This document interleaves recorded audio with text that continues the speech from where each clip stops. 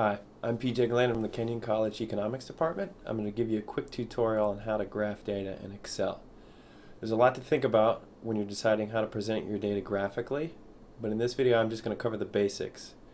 But a good place to start is to ask yourself, what do I want the reader to take away from this picture? And hopefully answering that question will lead you to the right way to present your data graphically. For the first example, I'm going to illustrate to you how you make a scatter plot, which is a great way for visualizing a relationship between two variables at a point in time. So with that, let's take a look at the data that I have here. This is an abbreviated table from my research on temporary price reductions, also known as sales. And I'll tell you very quickly what you're looking at here. Each row is a product category. Column B gives annual revenue for that product category in millions for my data sample, which is a bunch of stores covering 50 different markets in the United States. Column C is the fraction of weeks that items from this particular category are on sale. That is at a special price. And those are the only two variables that we're going to use, so I'll stop there.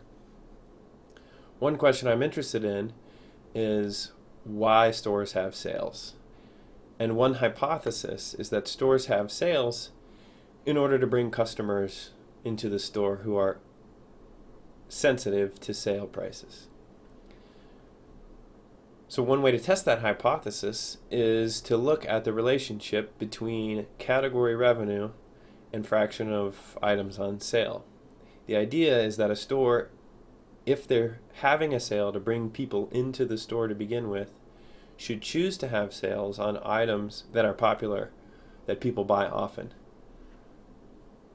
So one way we can look at the data to see if it's consistent with that hypothesis is to create a scatter plot of annual revenue for the category and fraction of weeks on sale. So that's what I'm going to do.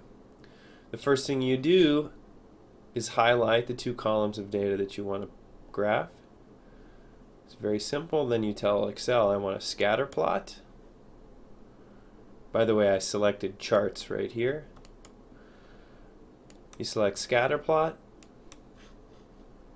and Excel creates the chart for you, immediately guessing on a bunch of options that you can change after the fact.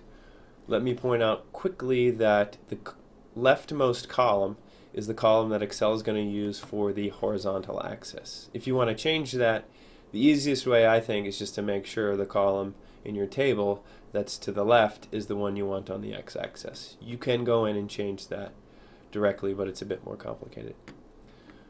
Okay, let's suppose you want to change the axes. That's a common adjustment, I find. So the way you can do that is to right-click on the horizontal axis in this case. Select Format Axis. And in this case, I'd like the x-axis to be a logarithmic scale. You can choose the base and for your log scale. From my purposes, it doesn't matter much. And the change happens immediately, you can see. Let me uncheck it and then check it again. Other things you can do is to change the minimum value and the maximum value and then the tick units. You can also change the formatting of the numbers on the axis, the text font, etc. Okay, the last thing I want to do in this scatter plot, because I think it's more useful just to label the axes as opposed to have a legend right here, having a legend right here. So I'll delete that and then go up to Chart Layout and select Axes Titles. Start with the horizontal axis. I'll select the option to have the title below the axis, and I'm going to call this, you can just start typing immediately. I'm going to call this thing Log Annual Revenue.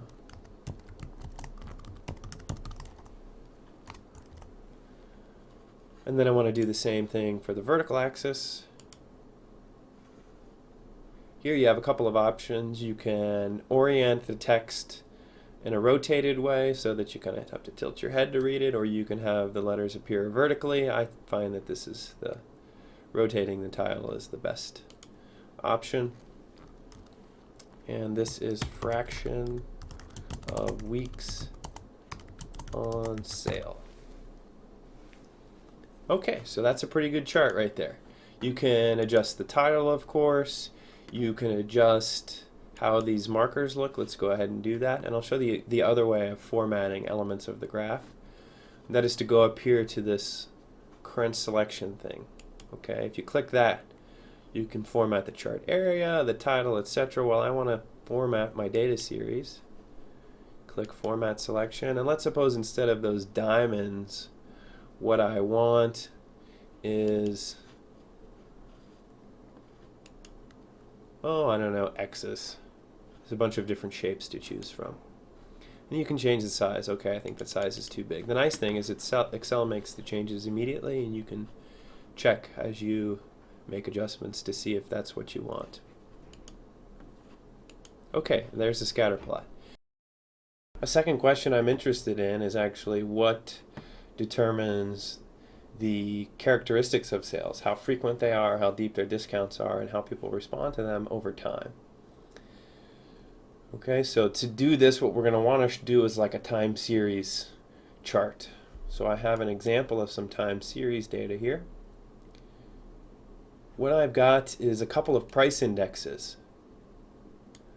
One is the regular price index, the price that you pay over time and how it changes over time if you buy at the regular price. The other is the unit price index. That's the price people pay on average, including sales. So these two, any difference that shows up between these two will be due to changes in the characteristics of sales. So if I want to see how that changes over time, what I can do, again, it's very easy. I highlight my data, and this time I'm going to include what's going to go on the x-axis. Those are the dates. Okay, I have each data point for each quarter since 2001 up through 2011. And then again, I'm going to go to charts, and this time I'm going to do a line chart. Sorry, you can't see that, but I'll choose this line right here. And boom, Excel tells me, or automatically generates a chart of these two time series. And I just want to point out that it automatically knows that the x-axis takes these labels, which in this case happen to be dates. Now, one thing I definitely want to change here is the scale, because I've got all this empty space down here, and both of these indices are set up to start at a value of 1. So what I'd like to do is get a bit closer look to see the variation in these two. So I'm going to right click. Actually, let me show you the other way of getting to this. If you go back to your charts ribbon here and click Format, over here in this section there's a drop down menu, and what you can do is you can click the let's see, we want to do vertical axis, and we want to format this guy, and that brings up the menu that we got last time with a right click. In general, there are multiple ways to do things in Excel, so play around. I think good advice is to point at something you want to do and right click and see what pops up, and if it doesn't work the first time, try it again. Okay, so I want the minimum of this guy to be something closer to 1, so I'll make it 0.9. And I want the maximum, I'll leave the maximum at, well, let's see. I can look at the chart here. It makes the change immediately. Let's make it 1.25 so I can really zoom in on the data.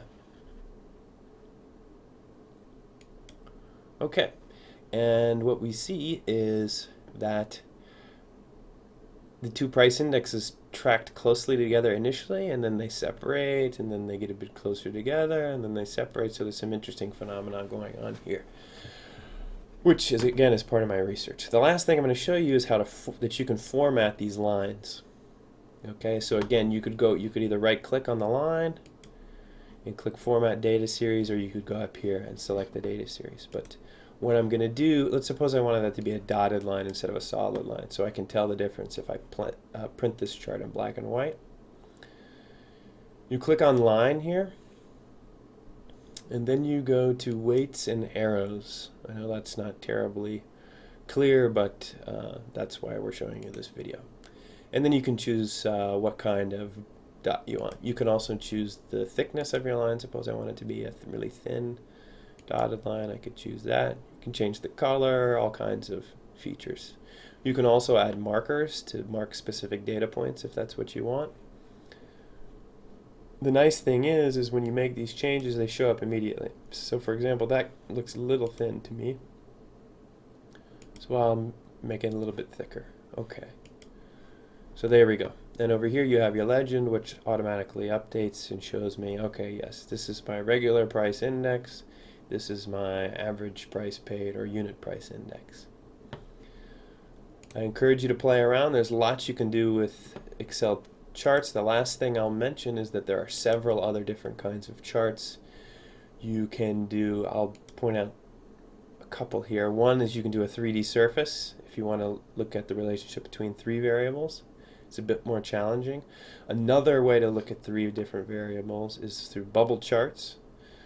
That allows you to plot a variable on the on the horizontal axis, the x-axis, and the vertical axis. And then you can have a third variable associated with each data point that dictates the size of the bubble. Very useful chart. And then there's a whole bunch of others which I would encourage you to go ahead and play around with until you find the best way to communicate the data that you have to your readers. Thanks for watching.